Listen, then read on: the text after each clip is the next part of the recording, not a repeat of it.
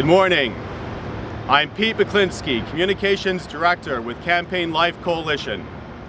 Tomorrow, May the 11th, 2023, thousands of Canadians will rally on Parliament Hill, right here, prior to marching through the streets of Ottawa. Why do so many continue to come year after year to the National March for Life? The answer is simple. It's because there is an identifiable group of humans who continue to face the most terrifying and most horrifying discrimination imaginable. This group of humans has been told that they are not human. They've been told that since they are so small and so weak, and since they are the most invisible of all invisible minorities, then those who are more powerful than they have the right to dominate them, to bully them, even to the point of killing them. Members of this group are told that whether they live or whether they die comes down to someone else's choice. Their fate hangs on one of two alternatives, whether they are wanted or unwanted. Who are these humans who face such dreadful discrimination?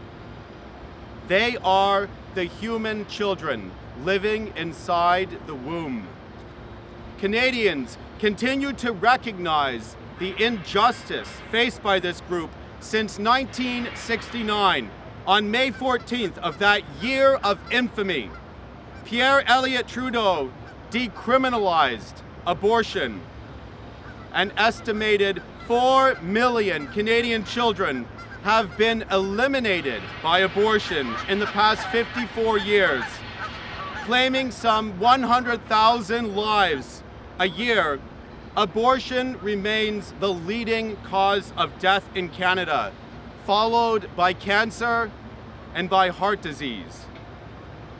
Prime Minister Justin Trudeau, leader of the Liberal government, must not like the gruesome reality of what the killing of tiny humans looks like. He hides behind the word of choice when speaking about how much he supports this most terrifying and most horrifying discrimination against these most defenseless of humans among us. And what does choice look like? Choice has a face. Choice is the face of tens of thousands of preborn Canadian babies killed every year by abortion. Choice is the face of a 19-year-old Canadian teen who, along with her preborn baby, was killed last summer after taking the abortion pill. My colleague Josie will speak more about this. Protecting the powerful so they can continue to exercise choice to kill the weak is now a hot-button issue in Quebec, where there is a movement to have abortion declared a right, even though there can never be a right to kill another human being. My colleague George will speak more about this. Choice has even now manifested itself outside of the womb to give power to the strong and the healthy to kill already born children who are deemed sick and unworthy of life. My colleague Jack will speak more about the push for euthanasia of minors. Canadians with a heart and conscience will not be duped when the killing of the most vulnerable among us is called choice. The hundreds of thousands of us across this country who recognize the humanity of preborn children will continue to march until a day comes when the inalienable dignity and the God-given rights of every baby inside the womb and outside the womb are recognized and protected by law. The first and foremost of these rights being the right to life. I will now invite my colleague, Josie Lutke, who will speak about what choice looks like when it comes to chemical abortion. Thank you.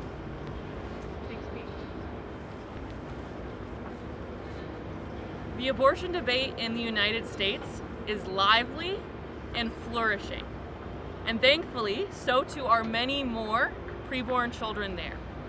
Canada should be looking to imitate the United States in its progress towards extending human rights to all human beings. Instead, Canada is offering to kill the preborn babies that the United States won't. Apparently, our quote-unquote proudly pro-choice government does not find it enough to be killing preborn babies domestically and in developing nations. In the wake of the overturn of Roe v. Wade, Karina Gold, Canada's Minister of, ironically, Families, Children and Social Development, offered women from the United States to come here to have their abortions. She reiterated this offer last month as U.S. courts consider whether to restrict the use of mifepristone, which kills a growing embryo by cutting off blood and nutrition. In Manitoba, the New Democrats are even proposing in Bill 211 that they would allow abortionists in the province to act with impunity so that they can kill the preborn from south of the border without having to worry about state laws. Are we not sick and tired of all the killing? When will it be enough? How many bodies until Moloch is satisfied? The abortion pill is not safe. Campaign Life Coalition is calling for Health Canada to ban it. Last year, as Pete said, a 19-year-old woman in Canada was killed because of it. The same thing happened in 2001 during Canadian trials for the drug. The FDA has reported that at least 28 women have died because of it, and many more women in other countries. And that's to say nothing of the adverse effects. The excessive blood loss and weakness, the fever and chills, the pain and cramping so intense that it's caused some women to pass out, the diarrhea and nausea and vomiting. Please permit me to read some quotations from a woman in Nova Scotia who, these comments were from a 2018 Canadian Press story. My body went into shock. It was terrible. They told me to have maxi pads and expect a lot of blood, but it was excruciating. She was worried that the pill wouldn't work properly and that she'd have to restart this process over again. So she said, I was alone and started to throw up, and I had to keep swallowing it. I was curled up, my whole body was shaking for 4 hours. There are countless stories like this one. This is a traumatic experience for women. We need to be having this discussion. But allow me to point out the obvious. It is absurd to be asking the question, is the abortion pill safe? The purpose of the pill is to kill someone. You cannot kill someone safely. It is an oxymoron, as ludicrous as asking, is a firing squad or guillotine safe? It is not safe by design. We say no more. The preborn count too. They belong in this discussion. We have looked into the face of choice and we don't like what we see. We choose another path, a new way. We choose life. We are proudly pro-life and we stand firm. Thank you. Thank you so much, Josie. I'll now invite my colleague, George Buscemi, President of Campaign Quebec V, who will now speak about what's happening in the Quebec when it comes to abortion. Merci, Pete. Dernièrement, Martine Biron, ministre québécoise responsable de la condition féminine, a annoncé qu'elle lancerait prochainement une consultation afin de, entre guillemets, protéger le droit des Québécoises de choisir l'avortement. Ce qui agace surtout dans ce communiqué de Madame Biron est la manipulation sournoise de l'esprit des citoyens, en prétendant par l'affirmation selon laquelle le soi-disant droit de choisir l'avortement a besoin d'être protégé, que l'avortement est un droit si évident qu'il n'est même pas nécessaire de l'argumenter. Or, le contraire est vrai. Il est évident que l'avortement n'est pas un droit, que ce droit, entre guillemets, ne peut exister et que s'il existe aujourd'hui dans les sociétés occidentales, la permission d'avorter ou la tolérance du crime de l'avortement, c'est que nous ne respectons nullement le droit à la vie des plus faibles. De plus, si, comme le dit la ministre, l'avortement est aujourd'hui menacé, il s'agit là d'une très, très bonne nouvelle, car l'avortement, loin d'être un droit, est un exemple flagrant de violation des droits humains. Pour comprendre cela, par contre, il faut d'abord comprendre la notion des droits de l'homme. Donc, la raison pour laquelle l'avortement est une violation des droits de l'homme est la suivante. Pour édifier un monde soi-disant meilleur en faveur d'une partie de la population, les femmes, les pro-avortements prétendent qu'il est légitime de sacrifier la vie d'un autre groupe de personnes, les enfants à naître. Cela va à l'encontre du concept même d'un droit inné de l'homme, d'un droit qu'il possède grâce à son humanité et qui ne lui a pas été conféré par un État ou une autre puissance humaine. Nous n'avons pas le droit de tuer les enfants à naître, point à la ligne, même si ce meurtre se couvre de justifications fallacieuses et prétend faire, entre guillemets, avancer la société.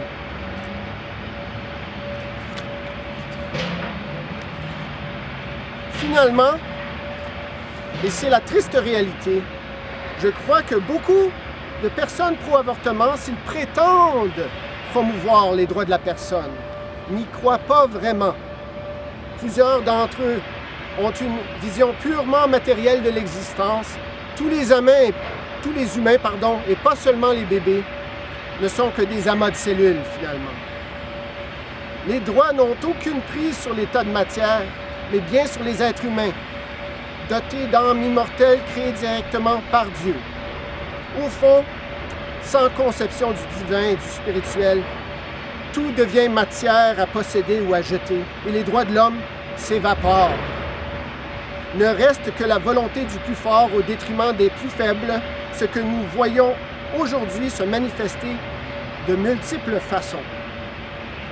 C'est donc aux croyants en un Dieu qui nous a créés et nous a conféré des droits et des devoirs de conserver cette idée des droits de l'homme, même si plusieurs de nos concitoyens trahissent cet idéal tout en hypocritement en faisant l'éloge. Merci beaucoup. So I'm just going to paraphrase quickly in English.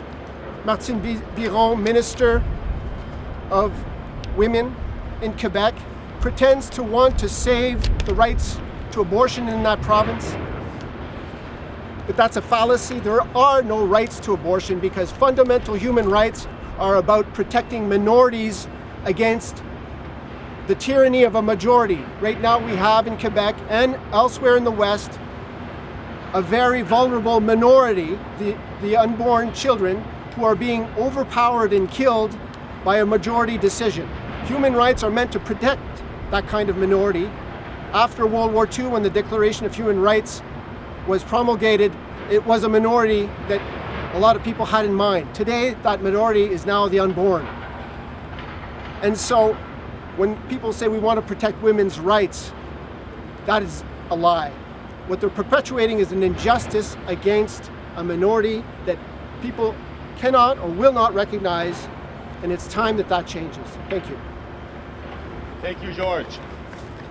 I'd now like to invite my colleague up, Jack Fonseca, who is CLC's Director of Political Operations, and Jack will speak about the push for euthanasia of minors.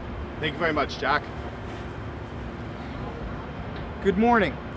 The legalization of practices once prohibited as criminal homicide have always been smuggled in with soothing assurances by governments who promised it would be very narrow and used only in exceptional circumstances. Circumstances they carefully scripted to evoke emotional responses and sympathy from the public with a knee-jerk response of support. The first Prime Minister Trudeau legalized abortion in 1969 after promising Canadians it was intended primarily for life-threatening pregnancies and rare cases such as rape. The elder Trudeau denied all warnings at the time about any potential slippery slope. Look where we are today with 100,000 children killed by abortion every single year, almost exclusively for reasons of convenience, as a lifestyle choice. In June 2016, the younger Trudeau legalized euthanasia, following a coordinated media campaign that reassured a wary public that the law was intended for the terminally ill, those who didn't have long to live anyway, and were suffering intolerable pain that had no other means of remediation by medical means. Again, warnings of a slippery slope from legalizing euthanasia were brushed off as conspiracy. Fast forward not even 7 years to today, and the slippery slope resembles a rocket-propelled push down a 1,000-foot cliff. The Liberals have passed legislation that kicks into gear on March 17, 2024, which will expand euthanasia to the depressed and mentally ill, who by definition cannot give informed consent. We've seen euthanasia approved for an Ontario woman because her apartment building triggered chemical sensitivities and she could not find affordable housing alternatively where it was free of sense. The euthanizing of Canada's poor is becoming a reality, with people applying to end their lives because they can't afford rent or to pay their bills. Homeless are applying for euthanasia. In horror, we learned that a Canadian veteran who sought PTSD treatment was offered euthanasia instead by the veteran affairs worker that he called. Another veteran who requested an elevator for her wheelchair was similarly offered a lethal injection instead. And the categories of killable people continue to expand. There is a government committee dominated by Liberal MPs and Liberal appointed senators right now in this government building who are at this very moment studying how to expand euthanasia to children. In February, this committee recommended expanding euthanasia to minor children deemed to have sufficient maturity to consent for themselves, as if a child can consent to such a decision.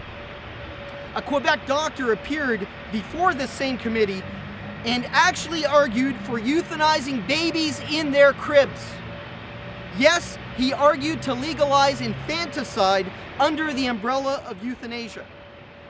The problem is that once society accepts killing as an acceptable solution to human suffering, we will always find new categories of killable people. After all, you cannot measure suffering in units. And the courts, liberal as they are, will always rule that it's discriminatory to say that one person's physical suffering is more worthy of legal consideration than another person's psychological suffering. Suffering is suffering, they'll argue, as these politicians do, and therefore all must have the so-called right to alleviate suffering. And so the kaleidoscope of killing will continue to expand, and this nightmare horror show will continue. Killing is not healthcare, it's murder, and we stand here firm against it. Thank you. Thank you very much, Jack. I'll now invite Ruth Robert, CLC's Atlantic Coordinator, who will conclude our press conference with some inspiring words, and then after that we'll have a time of questions. So if anyone has a question for one of the presenters or just a question in general, we'll all gather here and then you can ask your question and one of us will respond to it. Ruth?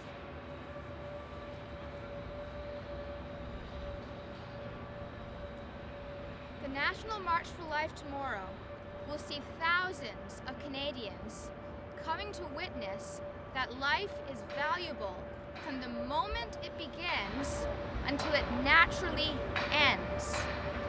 Thousands will be marching here to reject our government's insane belief that they have the right to decide which among us gets to live and who among us gets to die. Thousands will be marching here to say that we will be the Good Samaritan who will come and help you when you are vulnerable, not the many self-righteous who walked by and said they felt compassion, but at the same time upheld the so-called right of the thieves and would-be murderers to come after that victim. The thousands marching will stand with the pregnancy centers who are under attack by Trudeau's administration, proving that it is not just the misguided notion that legalized killing is a choice worth protecting, but that it should be somehow the only choice. And indeed, pregnancy center is somewhat of a misnomer, because they do not merely help the woman when she has a mother of a child inside her, but also when she is the mother of a child in her arms. They will be marching in support of palliative care, which many, many Canadians do not have access to. And yet, the Trudeau administration foolishly says that MAID must exist and must come out of an already limited budget for palliative care. And we wonder why MAID numbers are skyrocketing. And I must say that MAID is a horrible, horrible name. But homicide by any name is still wrong. So the thousands of marchers tomorrow will be coming, and they will be rejecting this arrogant path that the government has chosen for us. They're saying, you may have abdicated your responsibility, but we have not abdicated our responsibility to our neighbors. There are thousands of people here. They're coming, and they are saying, I love you, to their neighbor. If you haven't heard that before, I love you, and I'm sorry you haven't heard it. You are not a burden. You are not alone. We will support you, whether that be at the end of your life, or what you think needs to be the end of your life, or whether you are carrying a vulnerable life. If you do not feel strong enough, we will be your strength. And we will come here every year until the government remembers that that is their responsibility as well, to enable and support the community to support their loved ones. Because your life always has value. We will stand firm against this. We will stand firm against any notion that anyone gets to dictate what our value is. We will always, always stand firm for life. Thank you, Ruth. All right, that concludes our press conference. I'd like to thank my colleagues Josie and George and Jack and Ruth for giving such powerful testimonies. We'll now invite them back up here. And if anyone has any questions you'd like to ask, you may go ahead. If you have a question for a particular person, I'll make sure that they get it. So we'll now do a time of questions. So does anyone have any questions that they'd like to ask? Please.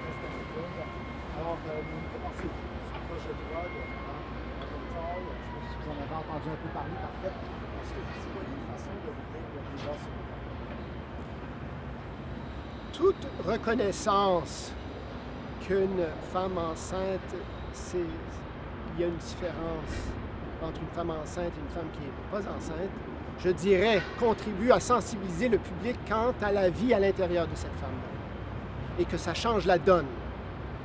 Alors oui, on voit son projet de loi d'un œil favorable, certainement. Est-ce que ça change la donne? Si ça change la donne, en quoi ça la change? Le fait qu'il y ait un enfant dans le sein de sa mère, ben, c'est que, comme j'ai dit auparavant, je crois que cette vie dans le... Ça change la donne dans le cadre du débat sur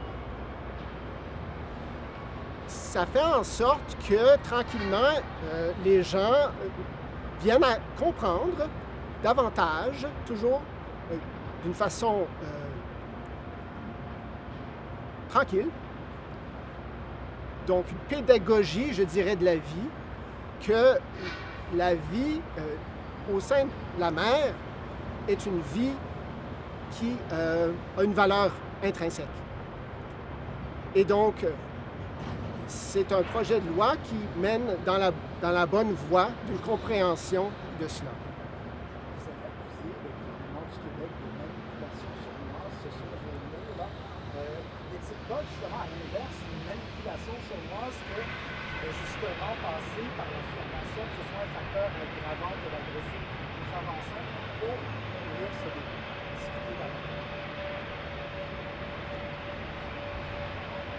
Je ne sais pas si c'est sournois ou si c'est simplement le gros bon sens que de vouloir protéger une femme qui est vulnérable, qui est dans un état de vulnérabilité et qui porte en son sein un être humain vulnérable. Donc, je ne vois pas le problème de vouloir faire avancer le droit de l'enfant à naître, ni de faire avancer, je dirais, le droit des femmes portant des enfants d'être en sécurité et ne pas avoir à se méfier d'attaques et d'autres assauts. Les collègues ont une question. J'en ai une dernière. Je veux faire réagir au propos de M. Trudeau prononcé il y a quelques minutes qui dit que le gouvernement va protéger les droits des femmes. C'est épouvantable que les conservateurs vivent de l'aider. Alors, comme j'ai expliqué, il n'existe pas de droit où, pour les affirmer, on doit abolir ou détruire les droits des autres.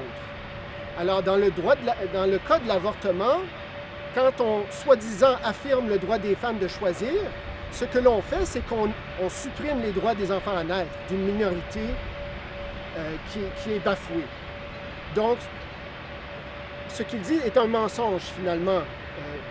M. Trudeau, il dit qu'il est pour les droits de la personne, les droits de la femme, mais finalement, c'est un pseudo-droit, c'est un faux droit, c'est une forme de tyrannie de la majorité contre une minorité.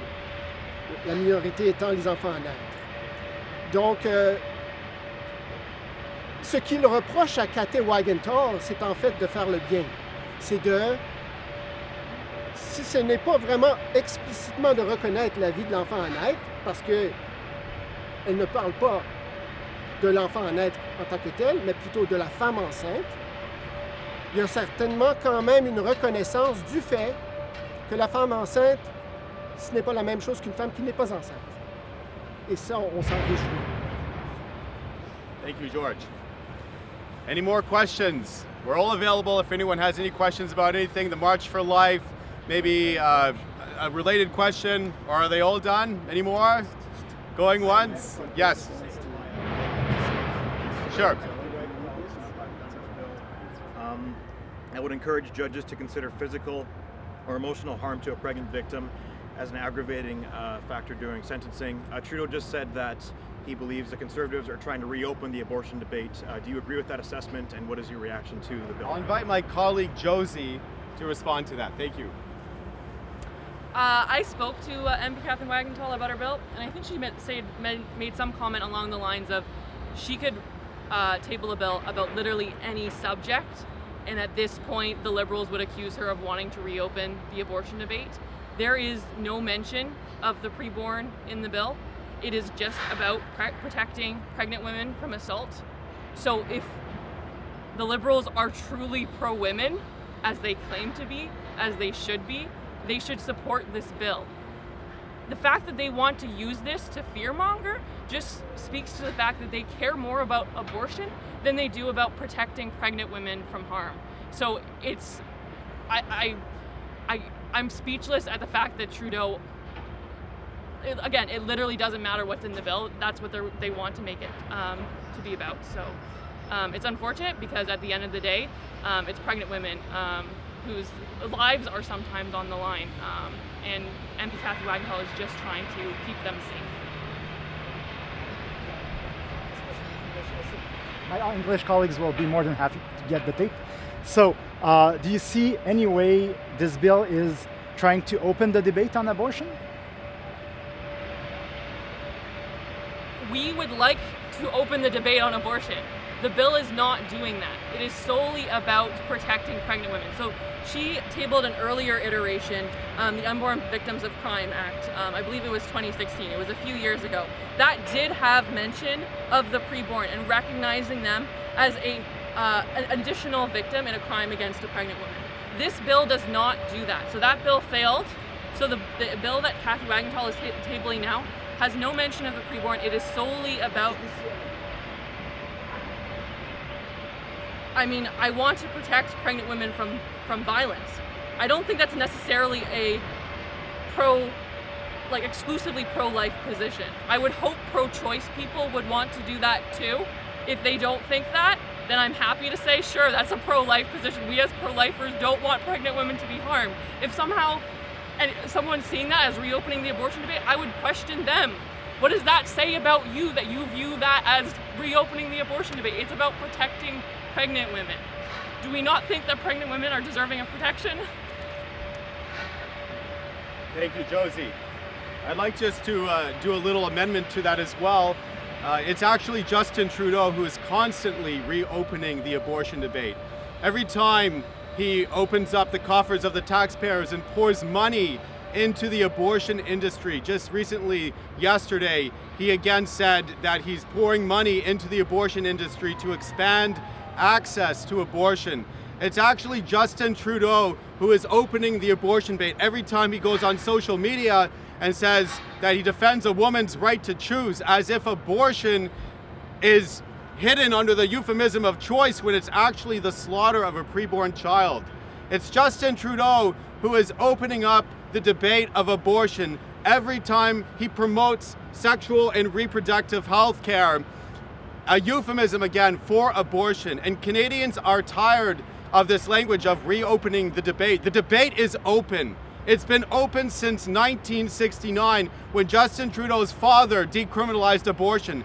And the debate will stay open until human rights are granted to every single human being, those in the womb and those outside the womb. The debate is open, and we are here to defend the right to life for preborn babies. There is no closure of the debate. It will stay open until rights are granted to this most small, invisible minority. Any more questions? All right, well, thank you very much. Thank you for attending our press conference. We hope to see you tomorrow at the National March for Life. We begin rallying here on the Hill at 12 o'clock. There's a great line of speakers. You'll see thousands of pro-lifers. We look to see you there. Thank you very much.